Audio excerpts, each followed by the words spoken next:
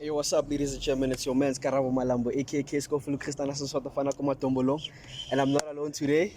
We're with Ep2 Maishoavic, who's our special guest, and also my co-host Raymond K. Guys, come on, Mnandi. Mnandi. First weekend, come here. Did you see Soweto Derby? What happened? Were you happy? Did you remember how we said Chiefs was going to score the goal? I'm pretty sure I want to start there, bro. I'm pretty sure I want to start there. Let's not go there. The only thing you got right was the own goal. Ash, but that was not a fair game, though. I mean, Paris was dominating the game. Okay, not the whole game, but some of the game, and then to get to lose the game like that. But you know what it said? You make your own luck. Chiefs made their own luck, and they won the game. Yeah. So yeah. Yeah, but like you guys said, we need to move on to greater things that are coming this week and what happened, what transpired in this previous week. Yeah. Otherwise, this is In Conversations with K, a sports show probably brought to you by Apex Varsity TV and South Media House. Vandaag out here, White City, Hookah House, Kumalo Street, Matombolo in Bafetu. So first game we're going to start with today is El Clasico. Do you know it's El Clasico today? Copa del Rey, semi-final first leg. Yes. What's your take in front of you? Hey, two big teams. You know how El Clasico goes. If form goes out of the window, it can go either way. Both teams coming into the encounter a bit shaky form-wise. Barcelona have just lost 2 games in a row against Man Utd and against Almeria. Imagine, bro. Imagine. Wasn't expected. Real Madrid are kind of like a stop-start team in recent games. They win, lose. So they're not as consistent as everyone should expect. But yeah, form goes out the window when it's an El Clasico. So I think it's going to be a tough battle. Hopefully, both teams will come and bring their A game. But yeah, I'm hoping for a very, very exciting game. Yeah. Ray, what do you make of it, bro? Who's playing home? First leg, Madrid will be home. Madrid home. Yeah. So the Bernabeu first round. Tricky one? Tricky. I don't know, but I think it's going to be a very good game. End-to-end stuff, definitely. Yeah. So you know what I make of the research, ne? Real Madrid, out of the past 5 games, they've won 4 and drawn 1. And those 4 matches, the only draw was against Atletico Madrid. You know how strong Atletico comes when it comes to derbies. And one of the biggest wins was when they were playing Liverpool, 5-2 at Anfield. That's a huge win. Yeah. So coming into the El Clasico, I know you always say form doesn't really predict who's going to be the winner in the El Clasico, but this time around I think Real Madrid will be the team that has a formidable structure for them to actually win the game. Barcelona, as we has already said, Barcelona when I make research, it has won 2 games, drawn 2 games, and lost 1. Yeah. So going forward, I think today's game Real Madrid might take this one. So what do you think the score will be? Tough, man. It's a tough one. I know. I'm putting my faith and hope on a high scoring draw, probably a 2-2. Yeah, I think that's a favorable one, considering the fact that Barcelona are not in such good form, and Real Madrid's most recent game, it was a draw against Atletico Madrid. Tough game. So yeah, I'm thinking it will be kind of like a similar thing. So yeah, 2-2. That's my prediction. So you don't see a winner. You don't see a winner for the first leg. First leg, you know how first legs are. They're a bit tense. I think one thing that might prove that, if I may reference to something, was the first leg game between Barcelona and Manchester United in the Europa League. It was a bit tense. Both teams tactically, they were a bit feeling each other. So I think it will be a sort of similar game. Then things will start to open up in the second leg. So hence I'm predicting more or less of a score draw. You know why I'm asking, eh? Real Madrid come into this match having lost 2 times to Barcelona in a row. So I think they're going to come into this match wanting to get the edge over Barcelona. I mean, Vinicius is on form. Guys, when you don't talk about Vinicius, Benzema is also on form. Rodrigo is also on form. So I think that is going to be very detrimental to Barcelona's defense. So I think Real Madrid might take this one 2-1. 2-1. That's how I see it. Bold. But yeah, we'll see. Okay, and then moving on to tomorrow's game in the Bundesliga, it's BVB, Borussia Dortmund versus Leipzig. Bro, have you seen that Dortmund hasn't lost or drew a game this year? they've played 11 matches and they've won all those 11 matches Yeah, in 100% 2023. record, yeah, So they have like 100% record. What do you make of that, bro? That is a very good record starting off the year. I mean, it's the only team in the whole world that has been able to do that since 2023 has started. Yeah, I think they've started the season. They started the actual season, a bit shaky. Drop points here and there, but then from the start of 2023, I think they've been brilliant. All these young players coming in. It's a mixed bag of experience and young players coming in.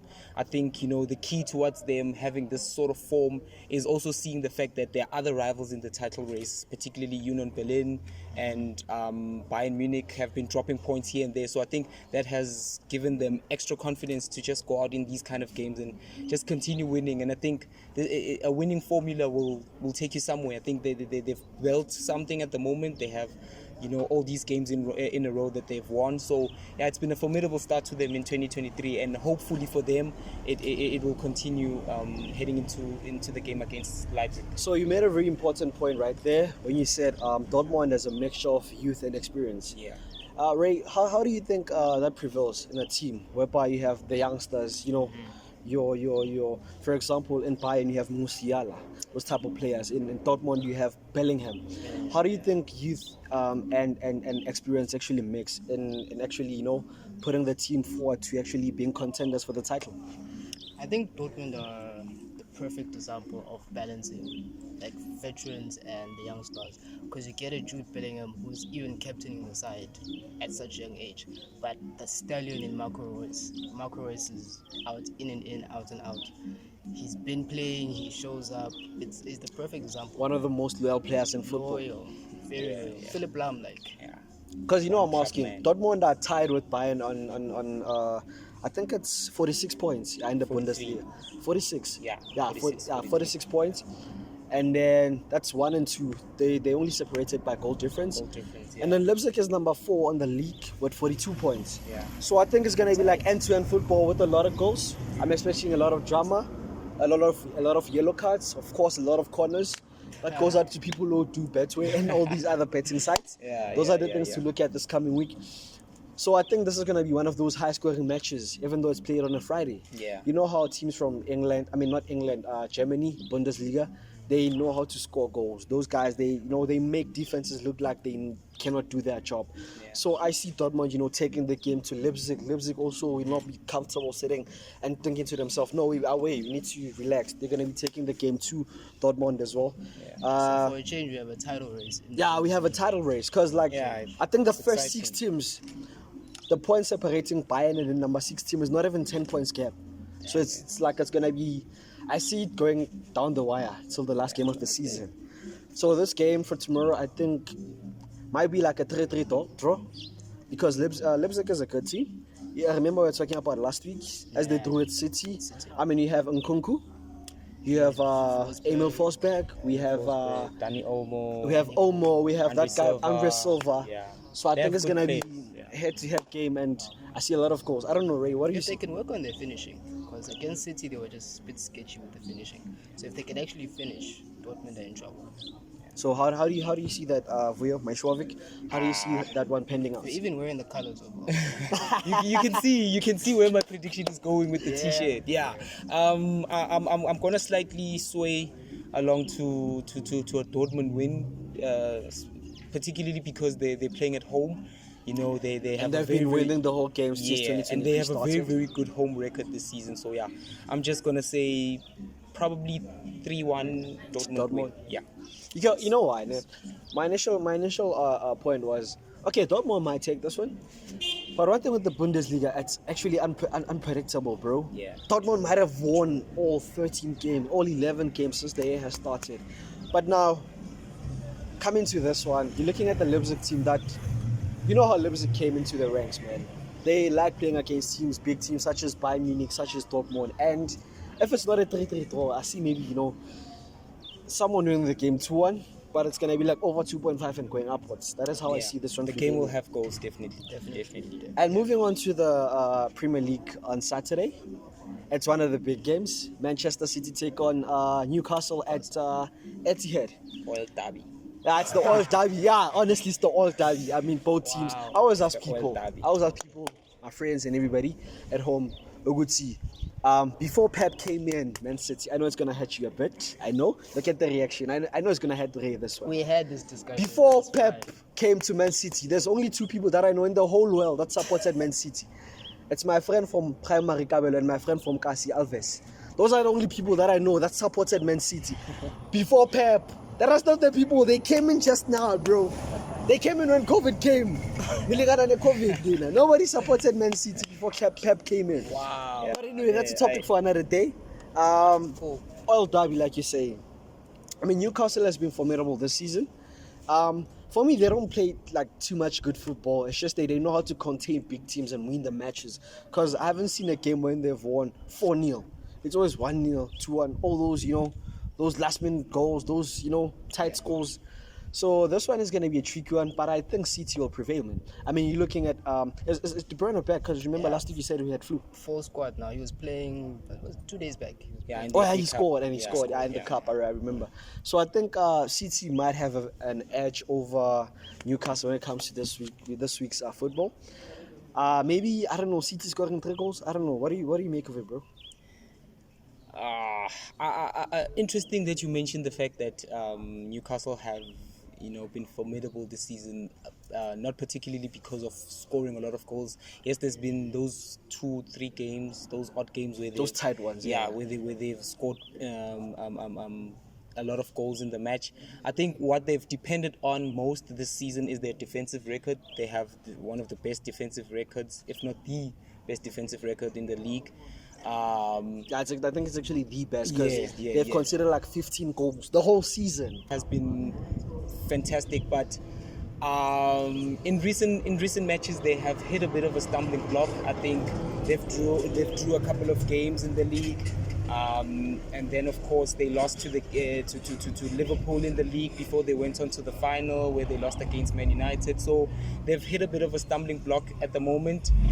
They still have their talismanic goalkeeper out, suspended, Nick Pope. So I think that might play a factor. So hopefully Martin Dubravka, when he comes in, he can make an impact. But yeah, I'm hoping that it will be one of those tight games, because as a Man United fan, I'm still clinging with that small glimmer of hope that maybe we might just be in the title race. But yeah, that's a conversation for another day. But yeah, in terms of my prediction and overall thinking of this game, I think because City are playing at home, they might just run away with this one. Bro, you spoke about Newcastle's tight defense this season in particular.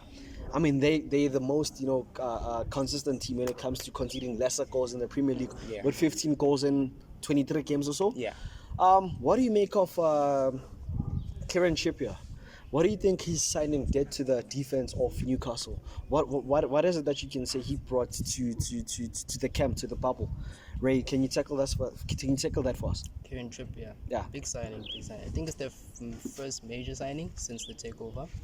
So it was very, and they worked together, the coach. Because it was a very brief signing. I mean, from Atletico Madrid, it's been like, being one of the contenders for winning the title in Spanish football. And then now you come into a Newcastle team that is not really one of the contenders in England. I mean, they barely make top 10. Yeah. But now they're fighting to be in the Champions League.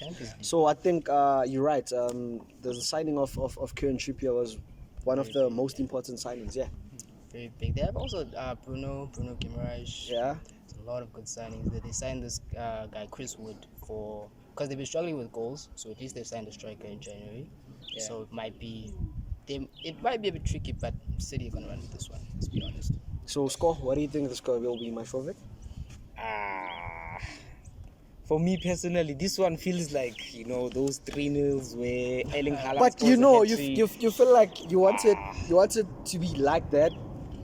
But you have other thoughts whereby you want maybe City to lose to Newcastle. If City loses to Newcastle, it means Newcastle are getting closer to Manchester United. And I know you're a Manchester United supporter. He's a Man City supporter and I'm Arsenal supporter. So basically, this is top 3 for the Premier League table. I think a draw will be a favorable result to Arsenal. Yeah, because you want Arsenal to enhance that gap. Yeah, because we I mean, understand. Arsenal is playing Bournemouth at Yeah, Emirates Stadium. we That understand. is a walk in the park, man. I need my Saka good in that game. I Yeah. need my Gabriel Martinelli good. I need Odegaard. Odegaard obviously is obviously good in every game. Trossard, yeah, Partey's back. Trossard has been formidable, bro. Like it's like when he just went in the game, he's just gelled in. Yeah. Whatever he's doing now, it's like he's always wanted to play for Arsenal, and it's working in our favor. Yeah. So a draw will be a favorable result to Arsenal. You know, for them to take the league. I hope you played Jorginho in that game. No Jorginho. Partey needs to come back to the party and do the things. Yeah. But I think City will win this one, man. Honestly, being realistic. If we are being City, realistic, yeah. I mean, Haaland being on form, De Bruyne being back. You have Foden. You have all the star players. Mahrez is back. You have Gundogan. You have Bernardo Silva. So I think City will actually clinch this one by 3-1, maybe. Maybe another 2 goals by Erling Haaland, to top the charts when it comes to the goal scorer ranks. Yeah. I'm hoping he gets to that record. He's like 5 goals away from the record, I think. Yeah. I think the last guy to do that was who? Was it Sergio? Was it Salah? Yeah, in his debut season, I think he's got like 32 goals. Yeah. And the league.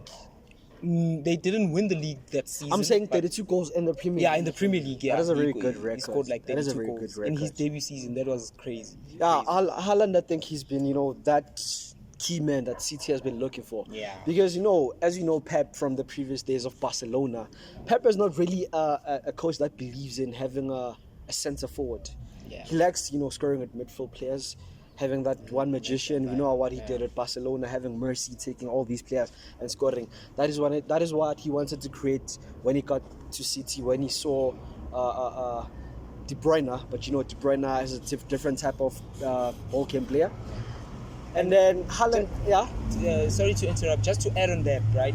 I think personally, on a personal level, and I think as a City fan, you can attest to that. I think we are underestimating how amazing Erling Haaland has been this season. He's been formidable, bro. In the sense that he comes from a team, Borussia Dortmund, that has been playing counter-attacking football. Yes. For all of their lives, and for him to make the transition from a counter-attacking team to a ball-playing team, to a team that likes to play out of the back, likes to have the possession, building the ball. It's been crazy. It's been crazy, and I know in some games this season it has played against City. True. But in another sense, I think he's been sensational this season. He's been miraculous. You feel like I think this is a question of two options. Do you think Erling Haaland is the player that City were short of, or you feel like any potent striker, any clinical striker was going to do the job that Haaland is doing now? I mean, look at the supply that City has. You have Mahrez coming in from the right wing. You have Foden coming in. You have De Bruyne. You have Rodri, who can shoot in from outside the box. All these players can score goals, but they're giving the ball to him now. So is it a question of Haaland being what City wanted, or it's a question of any player who's a good striker would have done that? I think only 2 players in the world could have done what. I would love to know who the second player Haaland's is. the first one. Kane is actually the second. Uh, Because City needed a finisher. We Okay. needed a finisher. And to add on what he's saying, I think there was a time, I think it was the end of the 2020-2021 season where Man City were desperate to get Kane. Of course, they couldn't get him, but what he's saying, I think I can attest to that as well. I think if they could have either taken Kane or Haaland for that position, that would suit. So suit my City. question is, you guys are already writing off Cristiano, because remember Cristiano was supposed to go to Man City. Wow. That can't go without being said. I feel like if Cristiano even went to City, he was going to be doing what Haaland is doing. We'll Conversation never know. for For another day. And the last one for the weekend, the big one. It's Liverpool versus Manchester United. I know it's going to be a very tricky one for you, bro. It's a really an emotional one. That is going to be a big game. And here's my check. Here's why. Liverpool coming to this match, they've lost 5-2 at Anfield to Real Madrid. And they've went on to win 2 games in a row now, right? Look at how they celebrated winning against a Wolves team. Liverpool, what's going on, guys? You can't be celebrating like that, winning against the Wolves at home. It's a big game for them, bro. What do you mean? It's a big game. I mean, they are in a position where they are fighting to be in that top 4 position, and every win matters. Every point, every win counts. So it's a big win for them in their situation this season. So do you think it's going to be end-to-end football? You think they're going to be taking on each other, or you feel like this is going to be one of those matches where, you know, it's going to be like highly expected for it to have a lot of goals, but it's going to be one of those 0-0 draws or 1-1 draws. I don't know. This is one of the biggest rivalries in world football. You should know that. Take that in notes. It's almost equivalent to the El Clasico, one of the big games, as I said. Yeah. So I feel like Liverpool is going to take this one to Man U, bro. They've got nothing to lose. Man U is also going to be, you know, taking this one to Liverpool. As they, one of the title, I mean, you can't rule Manchester United out of the title race. They might take the title. Man City is playing a big game, I mean, against Newcastle.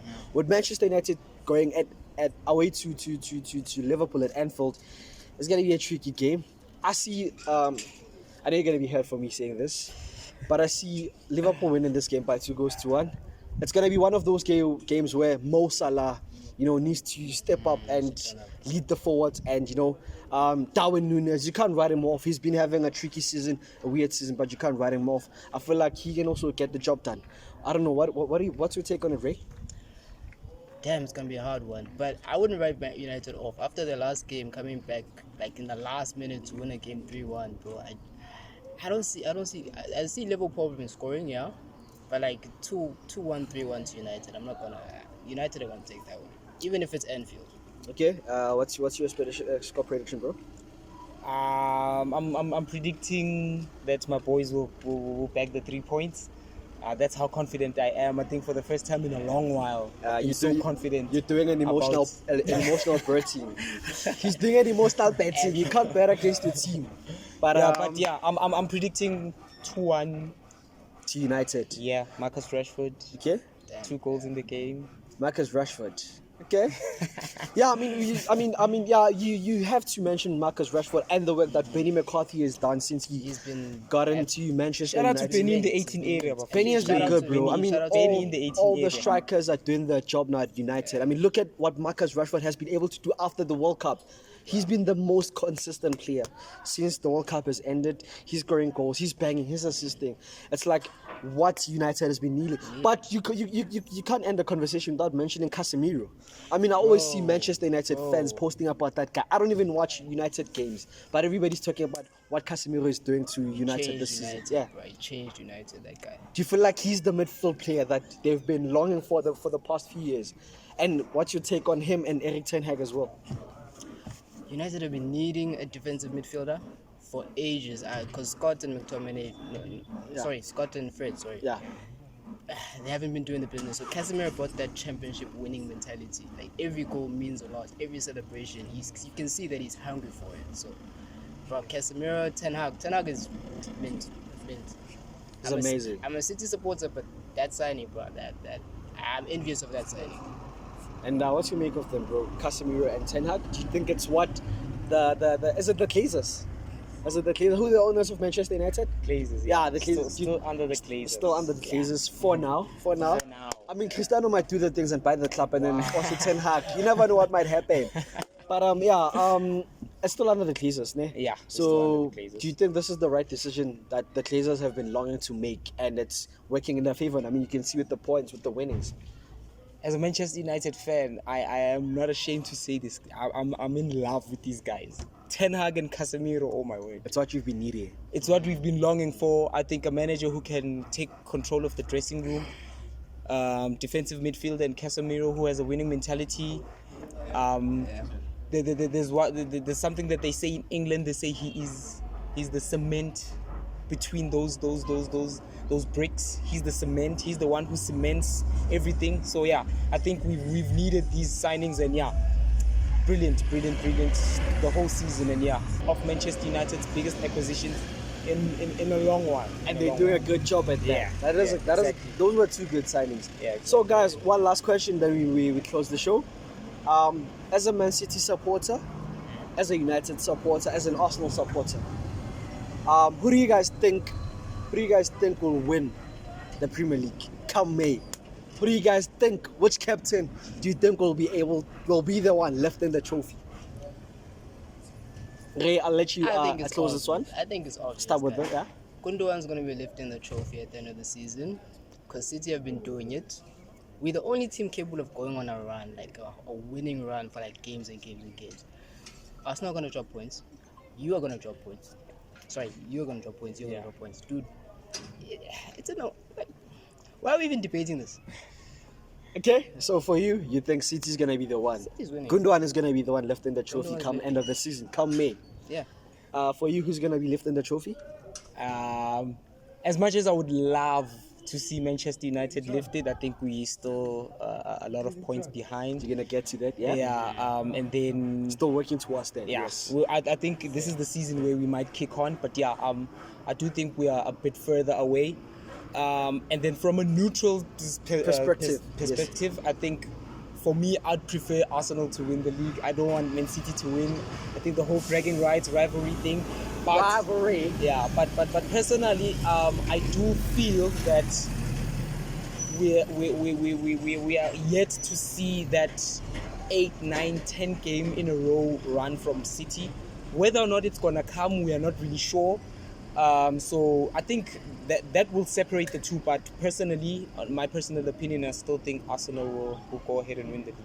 So And I hope that what happens. Yeah. That's what happens. Yeah. So that is one for Arsenal, one for City. Wow. And I'll close this by saying, guys, as I said in the previous show, Arsenal were on 55 points after 23 games when they won the league in 2004. We are currently sitting on 60 points with 24 games played. I feel like this is the season for Arsenal, bro. This is the season we've been longing for as the Gunners of London. I feel like when the season ends, it's time when Odegaard goes to the podium, and just stands up for London, not London with pride, and lifts the trophy. I feel like Arsenal's there's no way City's gonna win the league, guys. We've been one of the most consistent teams in the whole world. 2 losses in Yana. People are like, nah, Arsenal's not gonna win. I mean, we're 5 points clear now. We still have a lot of favorable games at the Emirates, and I feel like we're gonna be the one taking it. But you still have to go to Liverpool away. You still have to go to Man City away. That That's might be a stumbling block. It's a But resurgent Liverpool. yeah, we will see. I'm not scared of City. Might be scared of Liverpool, but I'm not scared of City. But I feel like those are the topics for another week. So we're going to tackle them and dissecting them as we've been doing. Yeah. But otherwise, thank you so much, Ray, for coming. Thank you so much to our guest for today, Ep2 Maishoavic. Now, one football pundit. Otherwise, from me, your man, Malambo, aka Scofield. It's been nice having you guys. Ayo, ayo, ayo. Adios. Yeah. Pausing it, Yo, that was like.